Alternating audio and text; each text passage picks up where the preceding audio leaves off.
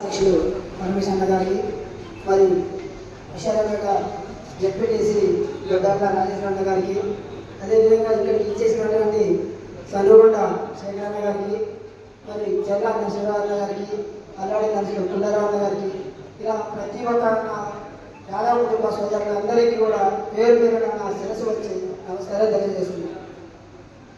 మిత్రులారా, ఎప్పుడూ మనం ఎలక్షన్లో ఇలా సమావేశం చేసుకుంటాం, తర్వాత ఎవరి జెండా వాళ్ళు పట్టుకొని వెళ్ళడం తప్ప ఏం లేదు.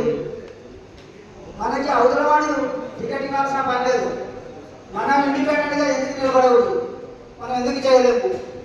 ఈ యొక్క నియోజకవర్గంలో భద్రాద్రి కొత్తగూడెం జిల్లా ఆలోచించుకున్నట్లయితే 35,000 చిల్లర మన ఓటింగ్ ఉంటుంది. ఓన్లీ యాదవులకు మాత్రమే.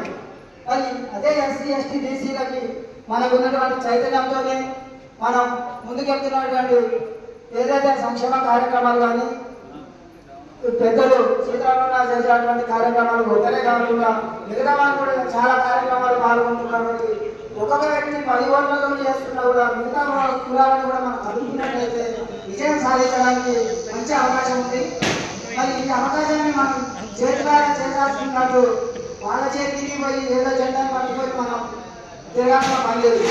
కాంగ్రెస్ పార్టీ కానీ ఏదైనా మనం ఈ ముందు ఒక పార్టీ ఉండేది, ఇంకో పార్టీ ఉండేది, పార్టీ జెండా వ్యక్తిగతంగా ఆలోచించి యాదవ ముందుంటే పెట్టేవాడు మనవాడైతే చివరి వంతులుగా వస్తుంది అన్నట్టు మనం ఒక ఎమ్మెల్యేని చూడాలి.